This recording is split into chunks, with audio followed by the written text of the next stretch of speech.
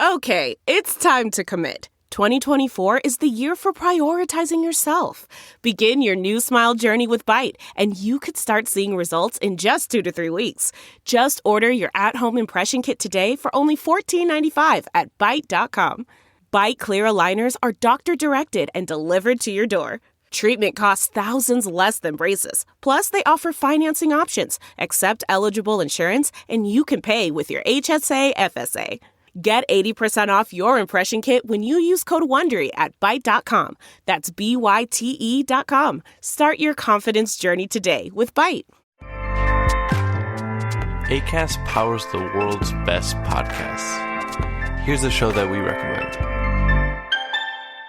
What is The Briefing Room? It's a behind-the-scenes look at how the criminal justice system works and the lives of the people within that system. If you love true crime, well, these are the real people who do the job every day of making sure justice is served.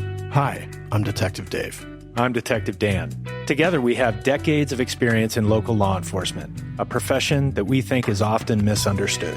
So we're going to explore how to do it right, and we won't shy away from when it's done wrong. These are stories you'll hear nowhere else. Unique, frank, and unvarnished. From the team that brought you Small Town Dicks, this is The Briefing Room. Episode 1 drops on August 30th. We'll meet you in the briefing room. Acast helps creators launch, grow, and monetize their podcasts everywhere.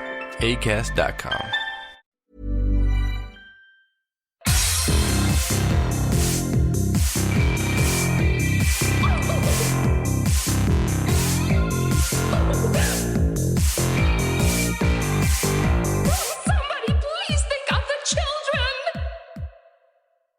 And welcome back to Scarred for Life, the podcast where we open up old wounds by looking back at the films that scared us as kids. I'm Terry. And I'm Mary Beth. In each episode, our special guest brings with them a movie that traumatized them as a child. This week, our guest is Kyle Edward Ball, whose feature film debut, Skinamarink, is now in theaters and is coming to streaming. We are so excited you're here, Kyle. How are you? Hi, thanks for having me. We're really excited to chat with you. Because this was like when we first saw the film, we reached out to the production company. We're like, hey, we need to get you on the podcast at some point. And they're like, yeah, when the movie comes out. And so and we were like, here we are. Well, when will that be? Not that long, actually, since Fantasia. Yeah, originally it was going to be Halloween 2023, but for reasons, it got expedited. Yeah, so what has that been like? Well, actually, hold on. What is Skinamarink about before I start asking all the questions? For our listeners who might not be familiar, can you just tell us a little bit about the movie? So Skinamarink is a lo-fi experimental horror movie. The premise is two small children named Kevin and Kaylee, ages 4 to 6, wake up one night to discover their dad is missing and the doors and windows of the house have vanished, so they can't get out. So they go to the living room, put on cartoons, and kind of go into like a slumber party atmosphere. And over time, it becomes evident that there is something else in the house. Yeah. Spooky. Yay. Spooky.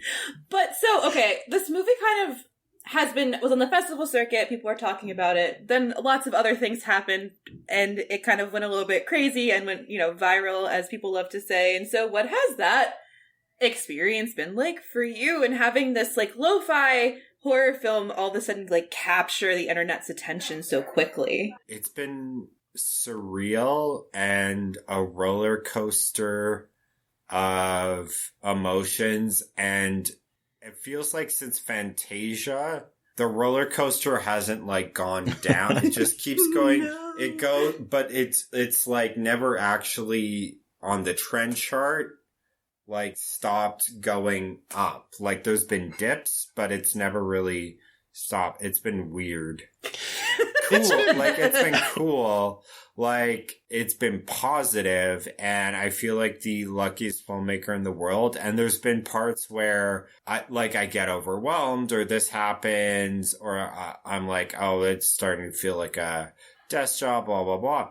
And then I remind myself, like, okay, a few weeks ago, I had a I've been doing a thing where it's called the water bottle tour. So it's called the water bottle tour because it used to be you would go to all these different places like New Line Cinema, A24, or all these different production companies, and they give you a water bottle.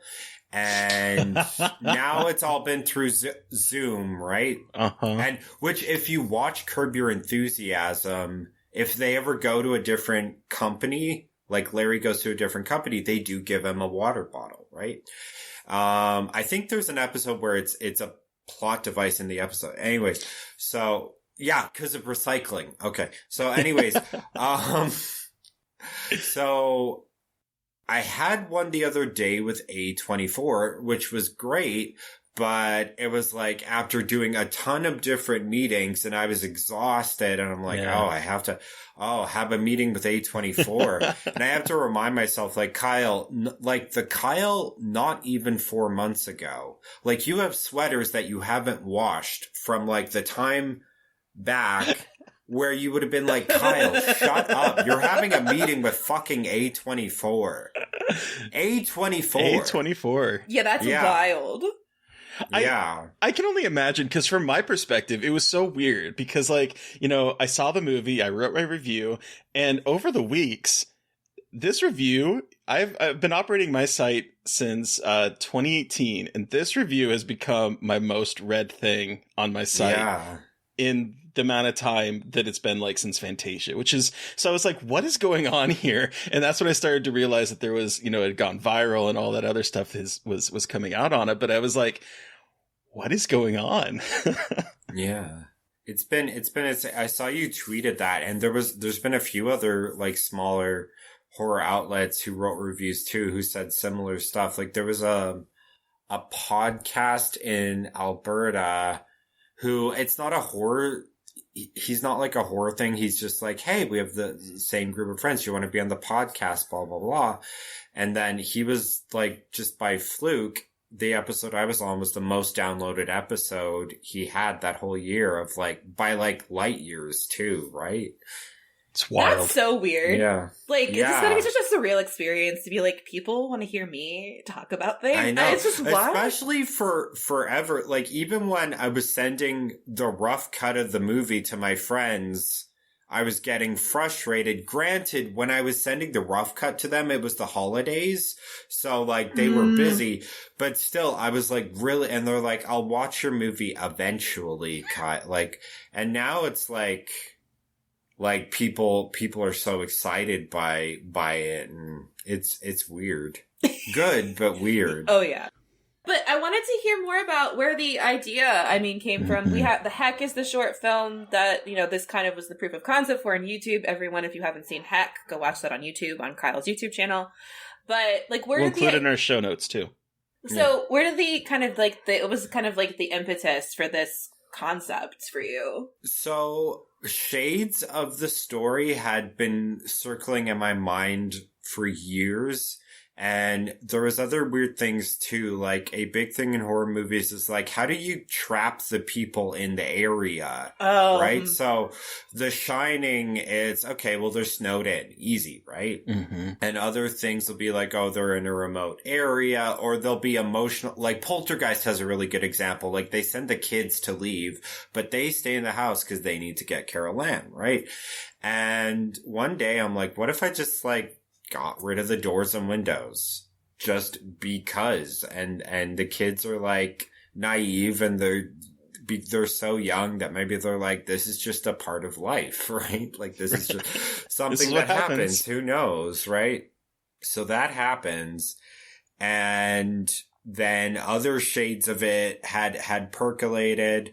People had kept commenting the same nightmare on the channel. Like, I'm a little kid, my parents are missing, and there's a monster. That certainly shaded the concept. And I also wanted to do something involving really young kids, because it's sadder when they're really little, right?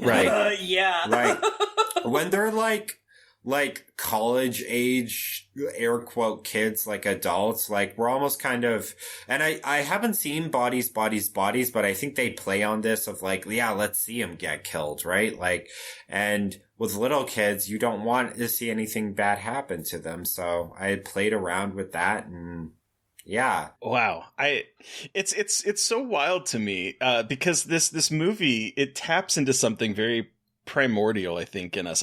I remember when I was done with this movie having to make like a beeline to my bedroom from the basement all the way up to the second floor, and just being like, this thing is really dark and it's kind of creepy. And I'm curious, how did the kids are fantastic in this? You know, a lot of the attention is off of them with the camera, but how did you find the kids that played the children? They were great. So here was how basically the casting was done. Was while we were still crowdfunding, we put out a call for, here's what we're casting, kids this age, grown-ups this age, right? The woman who played the mom was the first person to reach out. She contacted me right away. I did a little Zoom audition. I'm like, you're perfect. And just fun fact about the woman who plays the mom, Jamie Hill, she sounds exactly, and I want to emphasize this, exactly like Sarah Silverman. Like there was times where I was editing where I had to like play, even directing her, I'm like, you gotta slow down, because it's eerie. She is Sarah and Sarah Silverman is funny. Yes. And so you don't hear it that much in the movie. Part of that was like I did stuff to alter her voice, but regardless, then she said, after I hired her, she's like, okay, so I have this friend Ross. I know wants to audition for the dad, and conveniently has a son who has been in like, I think he was in a commercial for recycling. And I'm like, oh, perfect. Kid with acting experience, air quote, done. So I auditioned him and the son. And when I say auditioned the son, like, I'm like, yeah, that's a kid. Good enough. Right. And then for a while, I'm like, okay, who's going to play Kaylee? And cause no one had reached out to me for the role of Kaylee. And then by fluke, my friend Emma messaged me and she's like, oh, how's the crowdfund going? I'm like, it's going good, blah, blah, blah. And then I thought about it. I'm like, wait, Emma's kid is about what, 7? And then I'm like, hey, do you think, can I use your Dolly kid? Can I use your kid? And she's like, oh yeah, sure. She already likes horror movies. Like her daughter's seen like Carrie and other stuff. I'm like, awesome.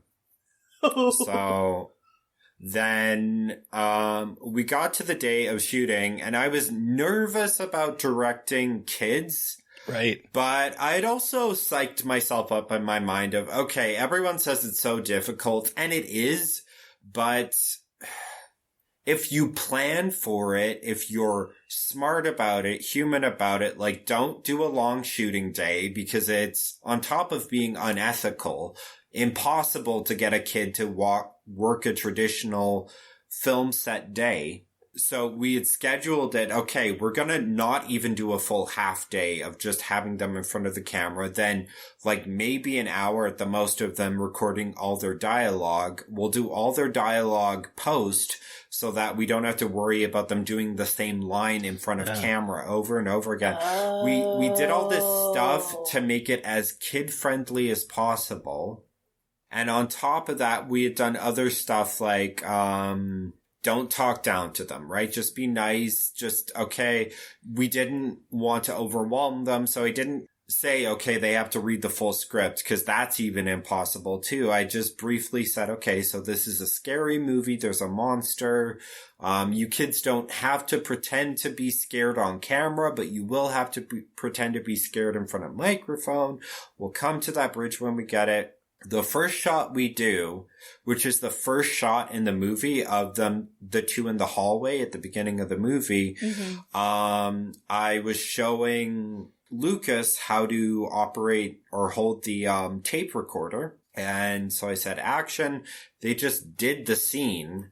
Like, they just did it. And I was like, cut. And I was like, oh, this is easy. And all the like anxiety melted off of me. And then it was like, bang, bang, bang, bang, bang, bang, bang, done. And it's like, okay, we'll take a break and then we'll do the dialogue. And then we did the dialogue. And the way I did the dialogue was I just gave them line readings because they're not method or anything, right? They're not going to be like, don't give me a line read. So I'm just like, okay, in this scene, can you say this? Can you say, and they would say it back. And that's how we did it. Wow. Yeah. How long did it take to shoot it? So we shot it 8 days. Well, okay, 7 days, 8 days if you count the camera test, but really it was 7 days. And the camera test, like, we didn't have cast or anything. It was just me and my DOP, Jamie McRae.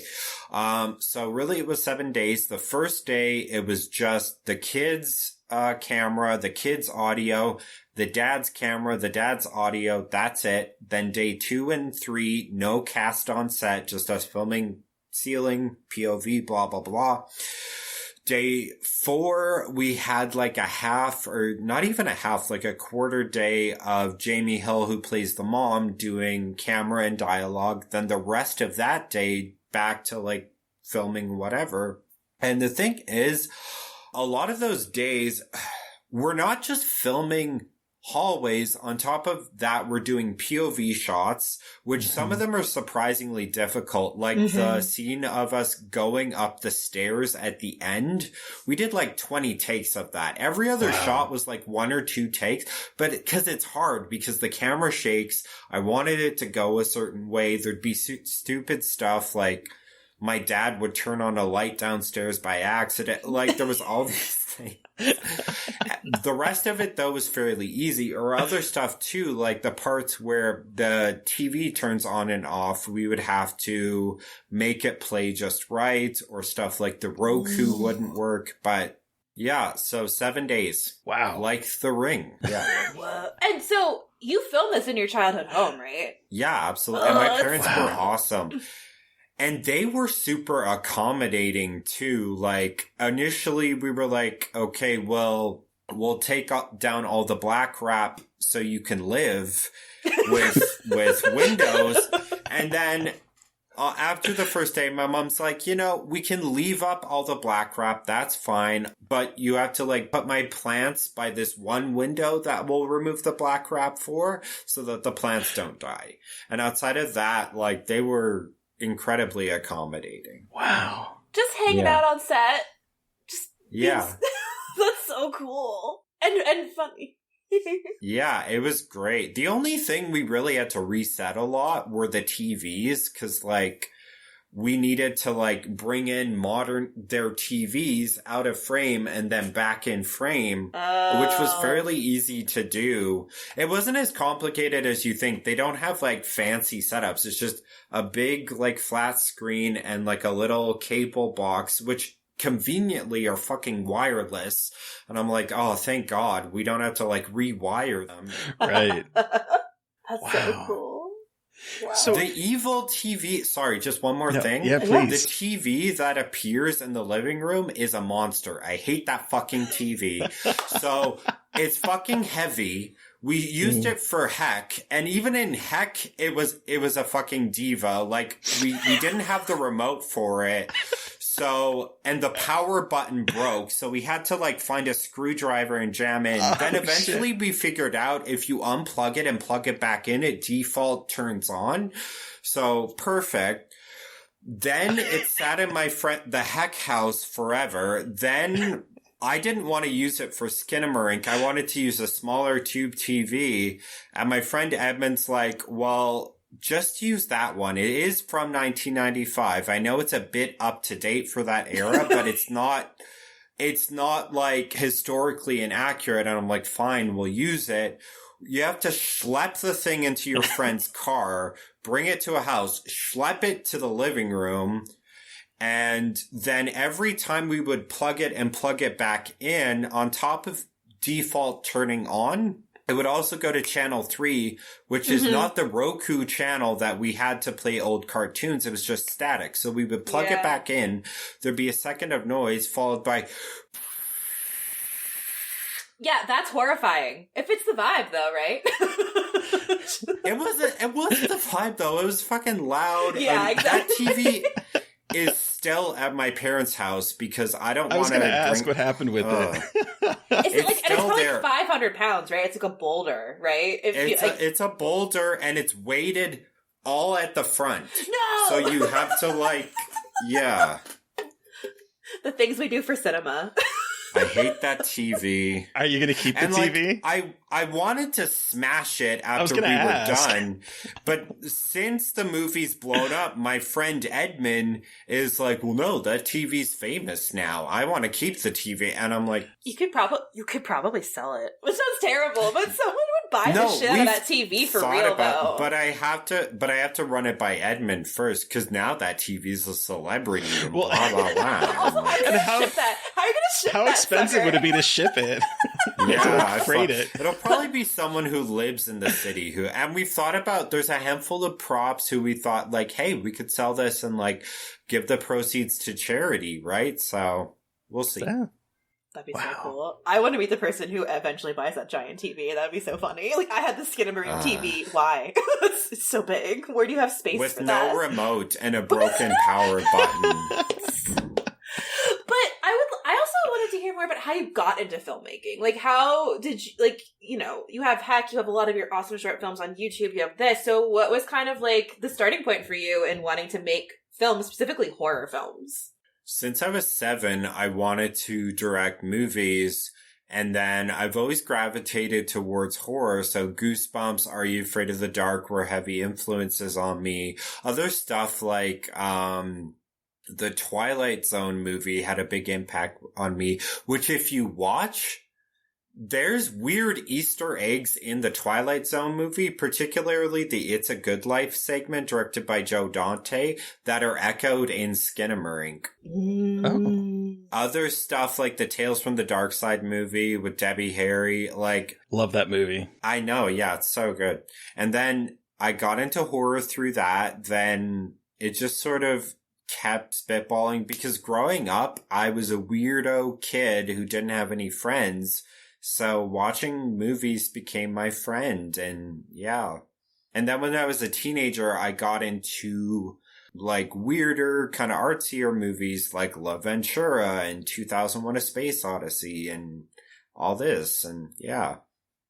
And then in high school, I took video at Victoria School of Performing and Visual Arts, which Leslie Nielsen also went to, not at the same time. And then that segued into, then I took a gap year, then I went to film school, loved film school. My DOP actually also went to the same film school with me. Wow. So we were both grads of the same program. And then I took a break. Then I got into my YouTube channel. Then the rest is history. Wow. Hell yeah. Wow. That is amazing. Okay, but you said, you know, you started to want to start filmmaking and at the age of 7, you loved horror, but do you remember the first horror movie you ever saw? I don't know the first one I ever saw.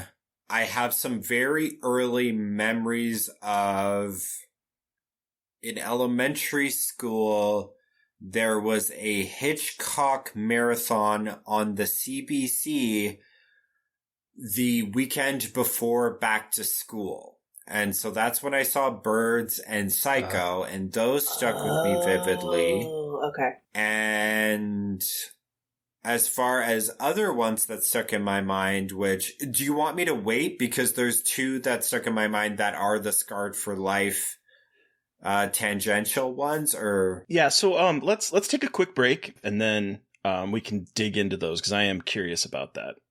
So we're going to take a break, listeners. And we're back. Break! So quick. So very quick. Whew, all right. So let's Let's talk about your Scarred for Life pick. So today's a little bit different, where we have a couple films we've talked about before, but then a new one to throw into the mix. So Kyle, what films are we chatting about today with you for your Scarred for Life picks? Yeah, so for context, for the podcast, I was given a list, like, here's are all the movies that are being covered. If you can think of something that's not on the list, do that.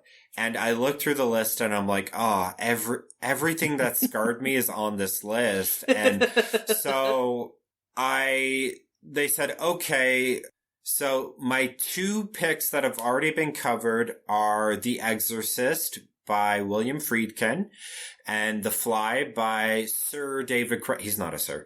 David Cronenberg. He should be. And then I have my other pick, which is kind of going around the bend because it didn't scar me and I didn't see it when I was a little kid. I saw it when I was a teenager, but it had a profound effect on me. Do you want me to talk about that first? Yeah, just give me the title and then I'll read a quick synopsis and then we'll jump into chatting. It's Outer Space, a short film from, I think, 1999 by a experimental filmmaker from Austria called Peter Tscherkassky. I can't pronounce the name. I'm sorry. I believe that is it. But here's the super brief synopsis of Outer Space. It's footage from The Entity edited into an abstract nightmare. That's very very brisk and brief. But So what this filmmaker does is it's a part of a series he did. So he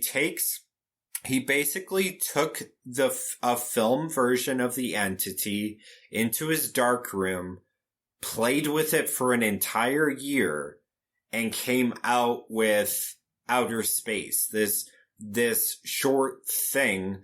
So I highly recommend viewers pause the podcast, go and watch it. It's easy to find it. There's a very high quality version of it on Vimeo. And we'll include that in our show notes as well, listeners, because I definitely recommend watching it. It's that good. It's 10 minutes. So it's only 10 minutes. A quick time commitment, and it's Although I will add photosensitivity warnings because there is a lot of strobe light effects. So I watched the first time I watched it last night was in the dark, and I was like, "Ooh, this is." I'm not photosensitive, but this was a lot. So I will throw that warning out there. It's it's almost. It might as well be called photosensitivity warning because it's just so. Just to describe how I don't know how I found it when I was younger. I swear I was probably just Googling experimental videos, experimental cinema, and YouTube was a thing. I'm pretty sure was a thing at this. Well, the internet was definitely a thing, and I found it somehow. And I'm like, oh, what's this? Right. And so I started watching it, and it starts out just kind of flickering. Then the flickering becomes a house. Then from the flickering of the house, you hear a soundtrack. You get shades of, okay, this appears to be a movie, but tilted and grittied and stuttered and glitched. And then you see a woman enter a house. You hear her say something to someone off camera, and you just get little pieces of everything. So you don't quite hear what she says. You don't hear quite what he says. It sounds like she's talking to her kid, and she says, sure. And then you see her enter a room, but it's all just played and cut up. And as a teenager, this completely changed my idea of what movies could be and what I could be as a filmmaker and what the future of cinema could be, so that movies aren't just a story, aren't just an experiment. They can be an experience. So it's almost this photochemical, almost beat in the way a song has beats and feelings and emotions. A movie can be the same thing. It can be like a song that is 10 minutes and gives you feelings, a animalistic feeling, right? And that's outer space to a T. It's just feelings and power and emotions and images and there's this one amazing part of it where we see the woman, we see all the shit happen, static, and then there's this brief moment of almost the clearest part of the movie where all the shit stops. Yeah. You see the woman scream, grab something, and start like beating the camera with it and screaming, and you see it just repeat and reverb, and it's I've seen it maybe 50 times. One time I was watching it, my mom came into the TV room and was like, "What is this? What is this?" I think I had smoked something, and she could smell that I smoked something, and you're was like, "I'm fine. Don't look at me." She was 100% fucking trolling me. Like, what is that? Right? Like, what a picture. It's only 10 minutes long, but it's incredible. And so it also reminds me of a newer film. It's called The Timekeepers of Eternity, where someone did a very similar treatment to the Langoliers, I believe, the Stephen King movie. It's really cool. I'm sorry if you're screaming. That sounds nuts. It's really, really awesome, and I think that it is 100% inspired by this director, because it's very similar in terms of how I gotta see this now. It's really good. So I don't want to. It played at what, Fantasia? It was at Fantasia, I think. It played at a ton of festivals. I saw it at a festival, and it hasn't come out wide yet. But basically, the guy took every frame of the Langoliers and made a whole new movie and told a totally different story, and like ripped apart the pages. Mm-hmm. And this is very similar, because you even see, like, you know, the edges of the film reel, like of the film. You see the, like the slots. Yeah, thank you. I was like, you know, the just holes. like in outer space. Yeah. And it's so interesting, because in reading his bio, it says he only works in found footage. And as we all know, I'm a found footage freakazoid, and this is such a cool example of found footage filmmaking, but done in such a different way. Like, not filmed, but you're taking footage that you have found and reworking it into something horrific. I mean, The Entity is already a fucking terrifying movie. Yeah. Barbara Hershey is queen. Yes. We watched it for the podcast, and I, like, had avoided it for a while, because I was like, I don't know if I want to watch a movie about a woman getting raped by a ghost for an hour and a half. Yeah. It's really good, but when I saw that this was based, like, it was from that, I was like, oh no. And it's a nightmare. And it's like a well done nightmare, but it takes all the anxiety of that. And if anyone's gonna pull off that role tastefully, it's gonna be Barbara Hershey. Ugh. She's so good in that movie. But it's sorry. I'm sorry. No, I was just curious had you seen The Entity at all when you saw this? I hadn't seen it. I still haven't seen it. Oh, you still haven't seen it? Yeah. Oh. Is it because you watched the short so many times and you don't want to know the actual movies? You don't want to watch the actual movies? Maybe. Like, it's always been on my list for a while, but now that I'm thinking, maybe I shouldn't see it. I don't know. I don't know. I will see it eventually, because I do kind of want to see the scenes that he took from The Entity. And he also has another one that is harder to find online as like a follow-up piece to Outer Space called, I forget what it's called, but it takes other scenes from The Entity and plays with it even more in a weird way. And that one even goes weirder. There's like a 1-minute segment where it's just black and white and like this audio loop going, it'll mess you up. And if you get high beforehand, that 10 minutes becomes 45 minutes. That sounds like it, honestly. And that's fine. That is, yeah. I had never heard of this before. I'd never heard of the Filmmaker before. So I was like, what is this? So I always go on like a deep dive if I've never heard of anything. So I was curious about this. And you mentioned this a little bit, but I did find an explanation that what is his, why can't I think of his name? Peter. That Peter says he does. He says he places a strip of unexposed 35 millimeter film on a piece of cardboard that measures 15 by 100 centimeters. The film strip itself equals 48 frames in length, which comes to 2 seconds of projection time. The raw stock I use is orthochromatic since it is desensitized to red light. He can work in a dark room, and he goes through like this whole long process of like nailing things down and holding it in one frame at a place and then he would copy the found footage into the raw material by exposing it to light. And he was talking about making optical collages and that parts of outer space include up to 5 multiple exposures laid on top of each other. And that's wild to me. And when I saw it as a teenager, there's a lot of amazing experimental cinema, but there's a lot of very pretentious, boring shit. And this completely opened my eyes because it's not pretentious. It's not, it's the way you describe it. It's like, okay, well, I've seen that where the artist is like, I like to do this and they do a process. And it's not that at all. It's like such fucking power and cool. Maybe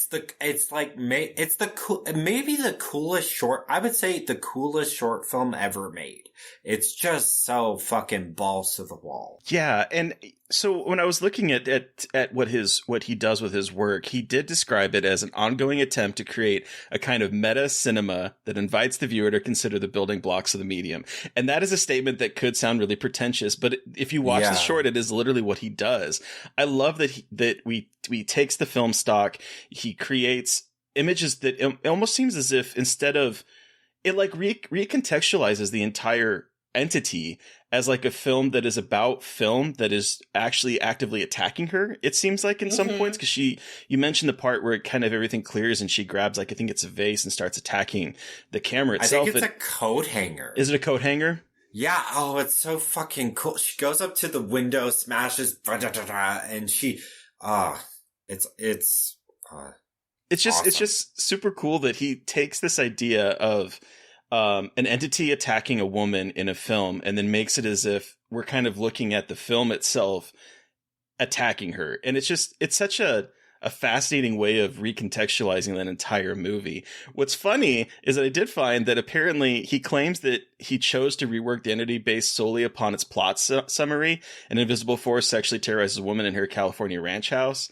And he talked about carefully studying the VHS tape of the film, searching for significant details. He memorized the structure of the film and then composed a new narrative based on the notion of the film material integrating itself into the narrative, attacking the protagonist. And you have to be so cool, man. So that's smart. Very cool. And God, that's awesome.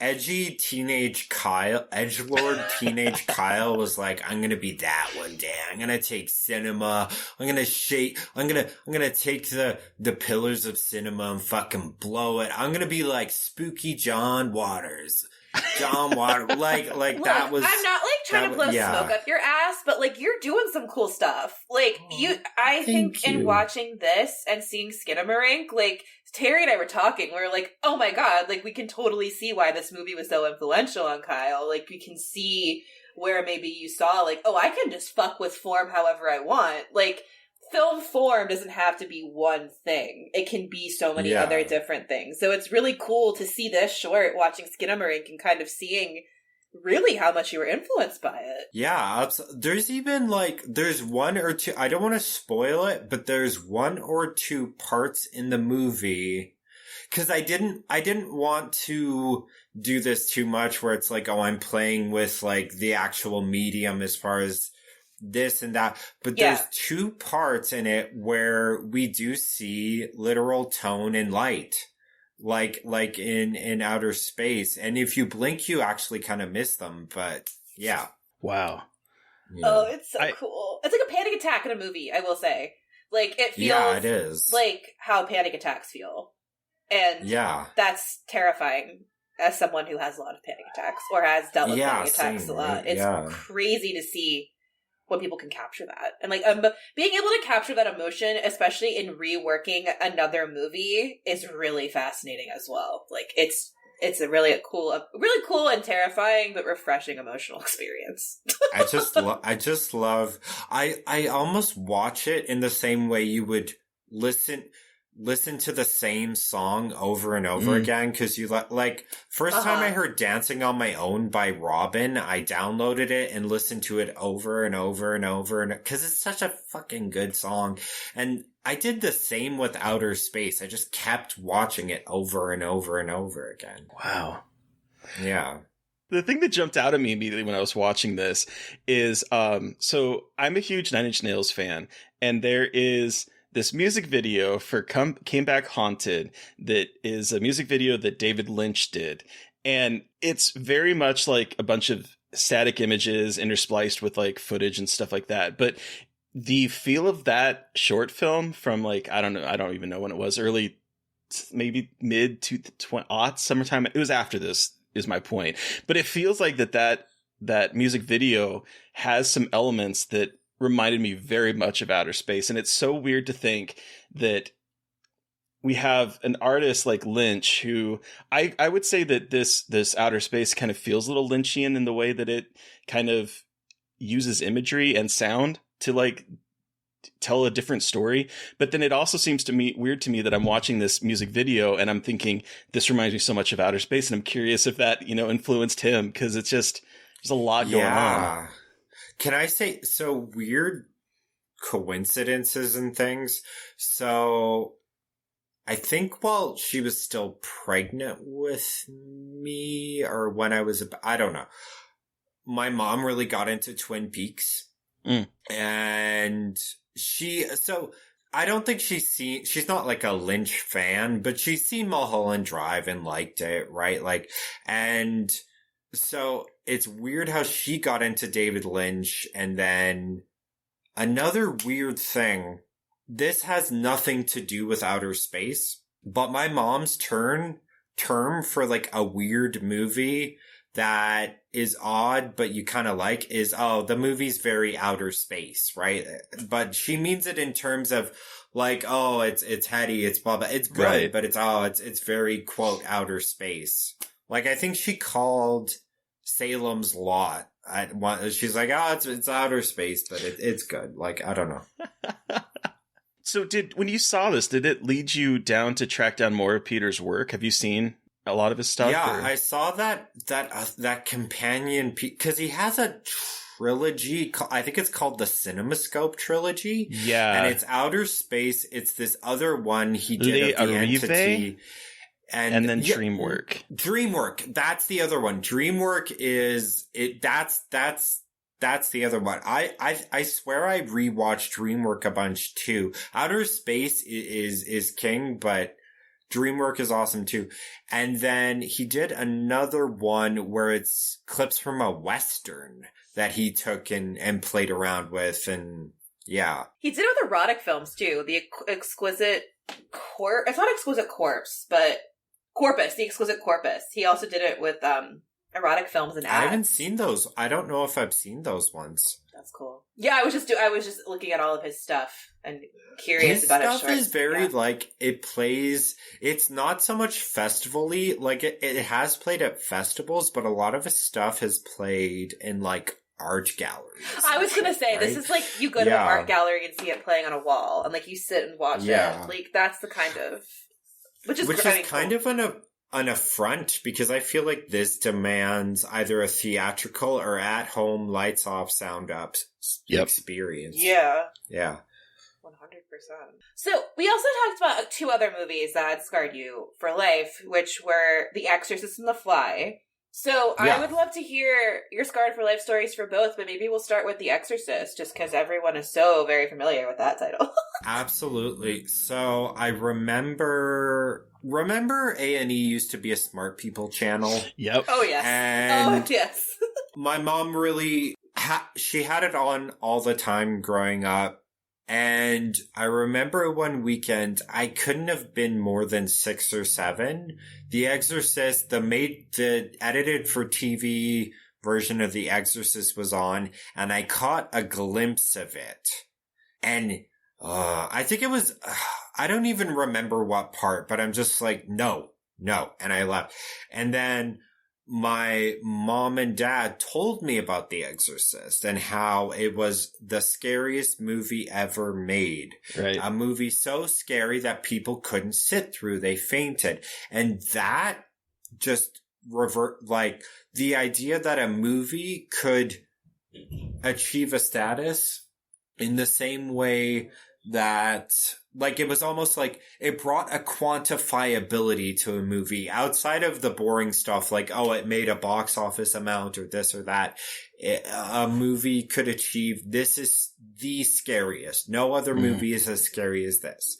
And that always stuck with me of, oh, you could quantify something. You, as a filmmaker, could aspire to achieve that or succeed that. Okay. Right? And also, outside of the intellectual of that vision stuck with me so much. Like, just that little glimpse of the movie, I'm pretty sure it was the head spinning scene. The first head spinning scene where, she turns and she says, you know what she did, your cunting daughter, which I'm pretty sure was augmented for A&E, but regardless, that just stuck with me so much. And as a kid who wasn't quite raised with religion, I was still afraid of the devil just because of that, right? Wow. And okay. I obsessed about, I wasn't raised with, I didn't have like my mom was raised Christian, but she didn't really raise us in Christian, like we were basically raised irreligious. Okay. Like we did have copies of the Bibles in my house, but like we weren't we were like a Christmas, St. Patrick's Day, whatever kind of Christian. But the devil really scared me and I kept talking about it. And then one day my mom sat me down and she's like, okay, Kyle, I don't know if the devil's real. If the devil is real and he comes to get us, don't worry, because mommy and daddy will protect you from him. That's like too wow. much. That's because wild. of The Exorcist. Did it work? Yeah, once she said that, it and I almost felt stupid after she said that. I'm like, Kyle, you're 7 years old now. Enough of this nonsense. Enough with this devil fear nonsense. Yeah. Meanwhile, like full-grown adults are still terrified of the devil. Like very real. I remember after it, we went on like a family trip, like a vacation where you go to a hotel and then you go see family in Saskatchewan or BC, blah, blah, blah. I don't know. But we stayed in a hotel room and I remember it was either early morning or late at night, just the blinds and a chair. And that sticking with me and thinking, is the devil there? Which is such a weird thing. Feels like I'm in the psychiatrist chair right now. I don't know. You're like, yes, tell me more about the devil you saw in the chair and the blinds. What does this represent for you? I don't think I saw the actual movie in full till I was maybe 14. And remember being a tad disappointed, but not that disappointed. There's a lot of talking. There's a lot of like talking and like a lot of like religious crises going on that like are not scary whatsoever. Well, I mean, I guess it could be scary to some people. Though. It could be scary because I guess you're scared of the devil and he's talking about that. But here's why that movie is so beautiful. So I like movies like The Conjuring, don't get me wrong. But there are parts in it that I feel as a non-religious person a little eye-rolly.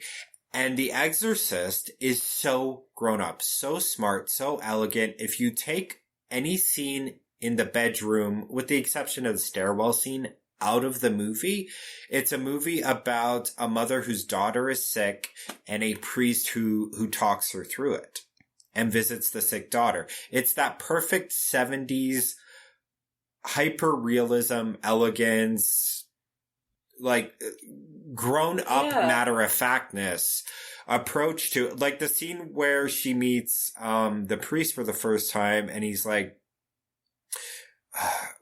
something O'Neill and she's like, please go away, because she thinks he wants an autograph because she's an actress, blah blah blah. And they have this very matter-of-fact, very realistic discussion that echoes very matter-of-fact discussions that grown-ups have, right? Is that the scene where she has the black eye and he recognizes her? And Yeah, she's like, yeah, please don't please talk go to me. away. And then she Yeah. like reveals that like her fucking kid punched her in the face. It was her Reagan kid punched her in the face. And like that part, especially as I've gotten older, that scene is so scary. Because one, I mean, like you're saying, it could easily be discussed as like a domestic violence situation or something, like again, like a drama. It's not like the devil isn't his child. It's like I am in a situation where I need help and like I don't know where else to turn.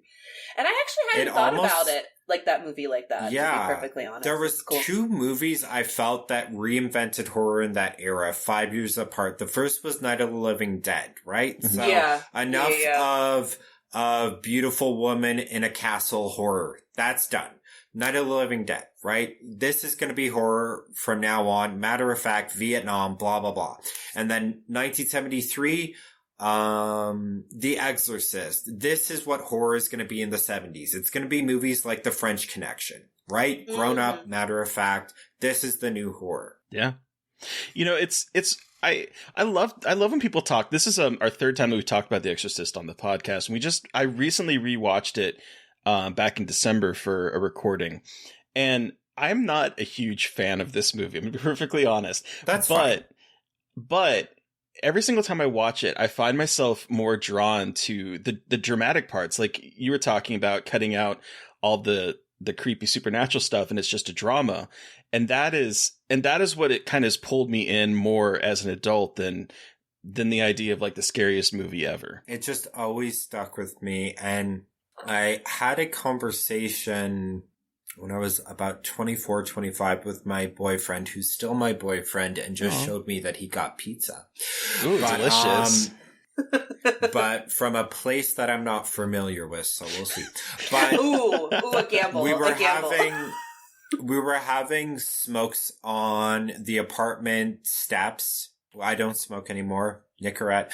But where I told him the same thing of, as a kid, the idea of The Exorcist and as a filmmaker growing up was something that felt so aspirational. Mm-hmm. And he said, I hear what you're saying, but that was just such a phenomenon of that time that I don't know if movies do anymore, right? Because the monoculture is gone and this and that. And maybe they don't. Like, people have brought up Skinamarink, although it's this viral online horror phenomenon, but it's certainly never going to be The Exorcist, because The Exorcist was when we had one culture and a movie could change that one culture. Yeah, it's true. Whoa.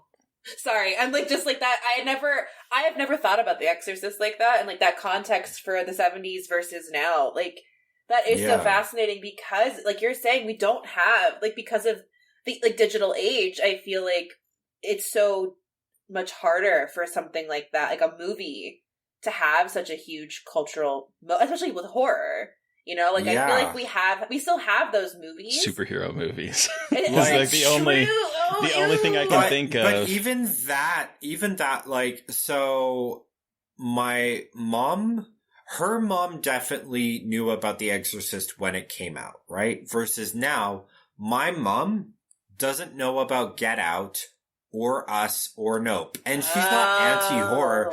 Like, if horror's on, she'll watch it, right? She's seen The Babadook. She's seen The Snowtown Murders. That was an example of, I brought it up to her and she said, oh, I actually saw that.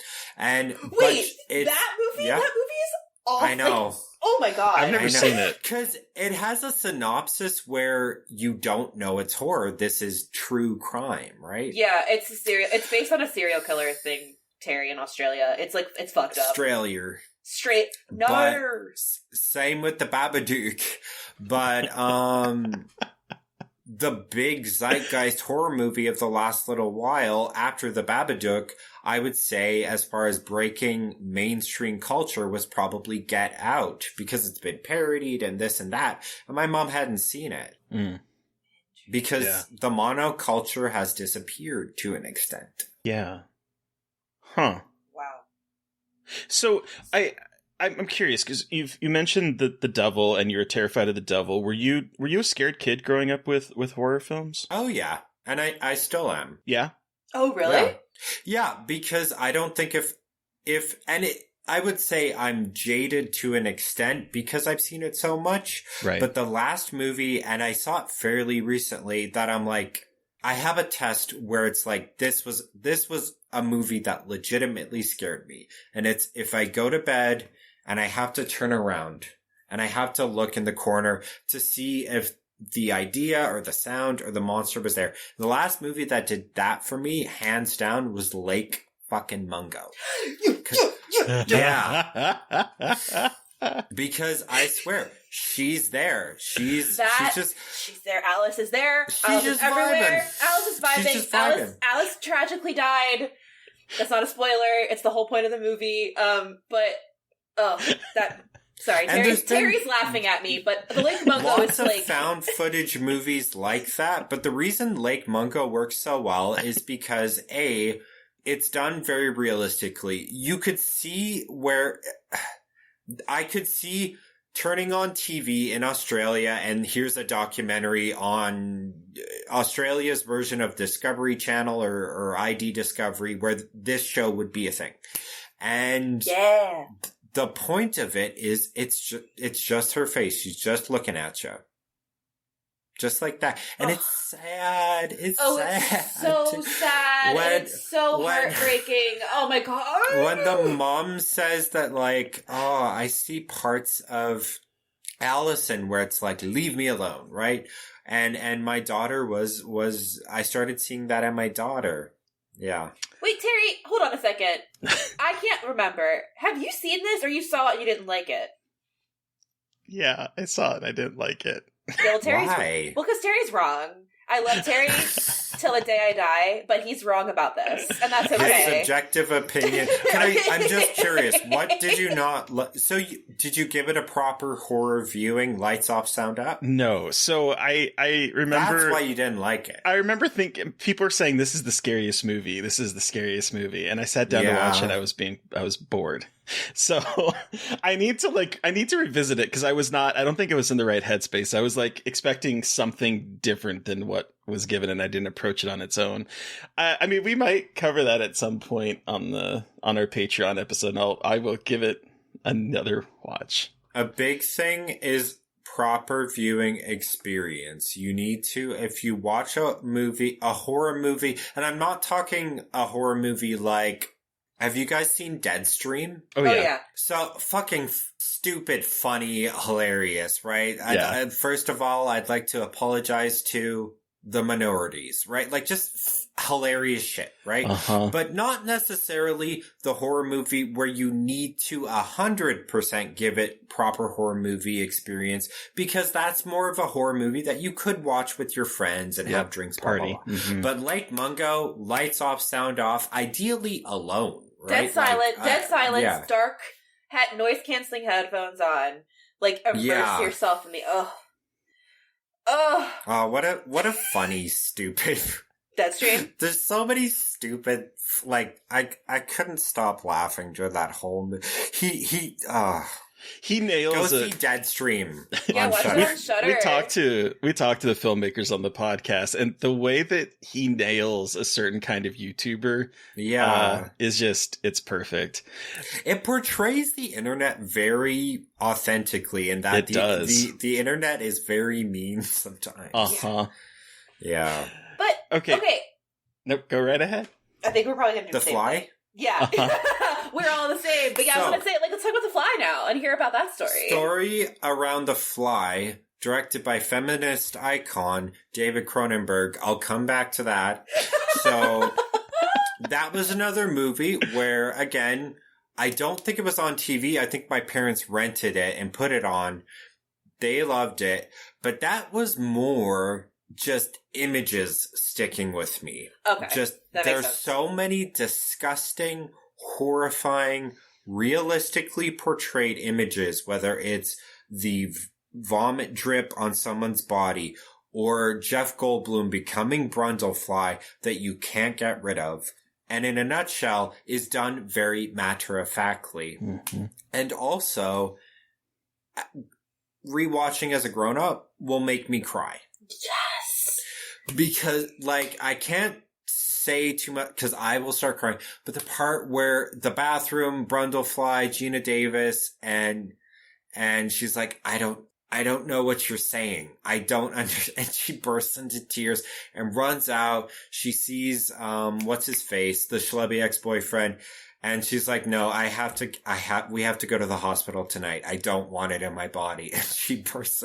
It's so matter of fact. Coming back to The Exorcist, right? A grown-up movie that is matter of fact about things. Mm-hmm. And odd thing tying into that, the other day on Twitter, horror Twitter, a woman said she was at a film festival and she brought up that the last movie she really liked was Crimes of the Future. And this guy was like, I didn't like that. Must be a chick thing.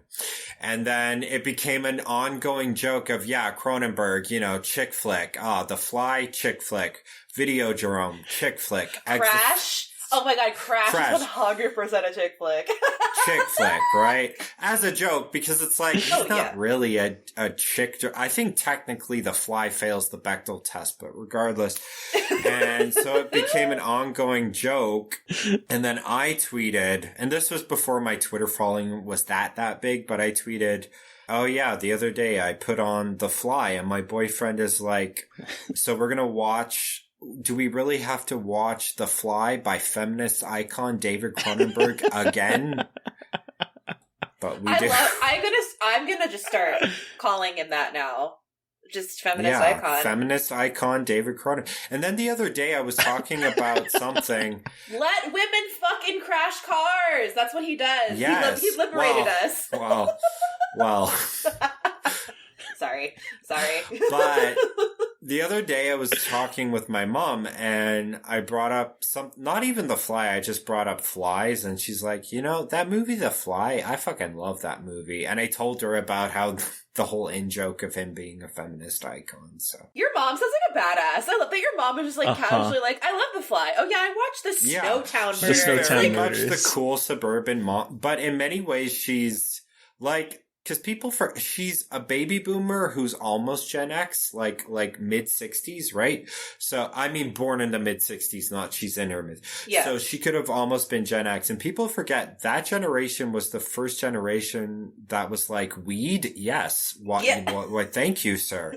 Let's get high as fuck all the time. And ever since it was legalized, she's done edibles, a grown-up amount of edibles every night. That's amazing. Fucking cool. Wow. But because I'm such a goody two-shoes, like, I never touch the stuff anymore. Your mom's cooler than you, Kyle. No, I'm just kidding. Yeah, evidently. It's Twin Peaks, Cronenberg, and getting high. And Australian, like indie Australian movies about and the Snowtown horrendous murders. I'm just stuck on that one. That's incredible. That surprised me too. She's like, yeah, I've seen this. You're like, oh, what? It's funny because for the longest time, The Fly was the only David Cronenberg movie I had ever seen. I am still woefully missing a lot of Cronenberg, but I'm doing a side podcast where I'm watching all of his films. So I'm like getting to know his oeuvre. But like before like this last year, I think I had only seen 3 of his movies. The Fly, which I'd seen so many times as a kid because the special effects were just... It's what I wanted as a kid. I was like, this is gooey, this is goopy, this is gory. I love it. Then it was The Dead Zone. And then it was, I always forget which one it was. It's whatever one has the bathroom fight with Eastern Promises. Violence. It's Eastern Promises. I get those two confused. I always forget which one it is. My husband and I had the same conversation not 2 weeks ago, where he was like, "What's the one where Viggo Mortensen is naked in the?" You'll have to be more specific. The Cronenberg one. Again, you will have to be more. I was like, "There's 2." I think is he? I haven't seen it. Is he naked in Crimes of the Future? I think he's naked, but like not in like the full on naked fight way, like just in like I'm a sick sad boy kind of way. So it's not as evocative. Cronenberg is played a lot in Canada because a lot of his movies qualify what are called Canadian content rules, which are this movie was made in because Canadian broadcasters have to play a certain amount of Canadian content. So David Cronenberg would get played a lot. Same thing with Heavy Metal, the animated movie. Oh, yeah. Growing up, that was on all the fucking time because it was that weird. And Canadian content has gotten better in the past decade. But growing up, there was not that much great Canadian content, save for a few exceptions like Heavy Metal, Black Christmas, and Cronenberg's early work. So yeah. Hell yeah. History. Cinema. Cinema. Well, so do we want to start wrapping up and give Outer Space our rating out of 5 to wrap up? We've already given... Okay. Do we want to move towards that? Do I go first or do you? We go first. You get the final word. Okay. So the first, we're going to have Terry go first. And how many interlaced Barbara Hershey's, Terry, out of 5 do you give Outer Space? You know, this is an assault on the senses. When I first watched it, I was like, I don't even know what I'm going to say about this movie when we sit down and talk about it, because there's just a lot of imagery, a lot of sound, a lot of stuff happening in a very short amount of time. It's amazing to me how this takes scenes throughout most of the movie or dialogue and incorporates them into 10 minutes that somehow is telling a cohesive story. It might take a little few viewings to like understand that story, but like there's a story here. And I was so impressed with finding out a lot of the filmmaking techniques behind all of this and his obsession with film, like film, not like digital media or whatever, but actual film stock. And I watched it again right before we started recording just to like, I got to see this again and understand what's going on. And I fell in love with it. So I'm going to have to give it 5 interlaced Barbara Hershey's out of 5. What about you, Mary Beth? I'm also going to have to give it 5. I also watched it right before. Oh, wow. I've never felt like a panic attack captured so well in film. And I think it's because he's not trying to shoot a woman having a panic attack. He's taking material from an already extremely disturbing movie and making it somehow even more disturbing and upsetting. And it's so impressive being able to do that. Because again, I'm like, when I saw Timekeepers of Eternity, I was like, what can we really be doing here? And it's like, oh, I was so incorrect about like what you can do with that. And I think, especially seeing him describe himself as like a found footage artist, this also gives me like a whole new way of thinking about found footage and wanting to look at more into found footage. And I think this 10-minute film has like opened my brain, and that's why it gets 5. It's incredible. So Kyle, you have the final word. I think I know the answer, but like how many spoilers? So yeah, I will give it 5 Barbara Hershey's out of 5. Perfect. Because it's or 5 interlock. Barbara Hershey, she's Beaches. You know, Beaches. I've never seen Beaches. I'm tired. You're tired. What a sad. That's a sad movie. That's from Beaches at the end where she says to the kid and she's done. I'm tired no, wait. Bette Midler. Anyways. Beaches. Fucking Beaches. Fucking Beaches. Oh, man. Well, thank you so much, Kyle, for bringing us the smorgasbord, including Outer Space. Where can our listeners find you? And the floor is yours. What do you have to talk about? What's coming? Do you have anything coming up that you're going to be working on next? And whatever you want to talk about. I'll be writing something, but after Skinamarink comes out, there'll be a quiet period followed by another. But so go to skinamarink.com to find tickets if you live in the United States. If you live in Canada, check your local listings. We're playing in most of the major markets in Canada, save for some, I'm sorry. And we are also playing at the New Farm Cinemas in Brisbane, Australia. And Prince Charles Theatre. We have a week-long run at the Prince Charles Theatre in London, and also, I believe it's called the Mockingbird Cinema in Birmingham, UK. Hell yeah. Wow. In theaters everywhere, January 13th. I'm going to isolate that, just you saying that. This picture is not yet rated. Well, listeners, You have heard from us. We want to hear from you. Have you seen Outer Space and have thoughts? We would love to hear them. You can send us an email at scarredforlifepodcast@gmail.com, or you can reach out to us on Twitter. I am at MB McAndrews. And I'm a Gaily Dreadful. And of course, don't forget to follow the podcast on Twitter at Scarred Podcast. And please don't forget to review, rate, and subscribe. And if you want to help support us, go out to our Patreon. We got a lot of content there. We do! Thank you to Eric Power for our artwork. Thank you to Sean Keller for our music. Thank you, everyone, for listening. Please stay safe out there. But most importantly, stay creepy. And until next time. Somebody please think of the children!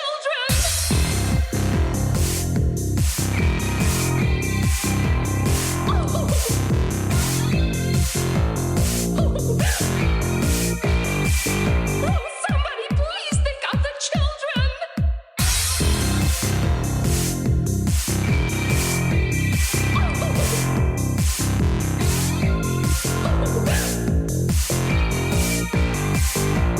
Somebody please think of the children!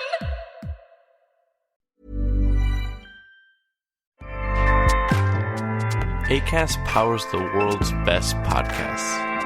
Here's a show that we recommend. What is The Briefing Room? It's a behind-the-scenes look at how the criminal justice system works and the lives of the people within that system. If you love true crime, well, these are the real people who do the job every day of making sure justice is served. Hi, I'm Detective Dave. I'm Detective Dan. Together, we have decades of experience in local law enforcement, a profession that we think is often misunderstood. So we're going to explore how to do it right, and we won't shy away from when it's done wrong. These are stories you'll hear nowhere else. Unique, frank, and unvarnished. From the team that brought you Small Town Dicks, this is The Briefing Room. Episode 1 drops on August 30th. We'll meet you in the briefing room. Acast helps creators launch, grow, and monetize their podcasts everywhere. Acast.com.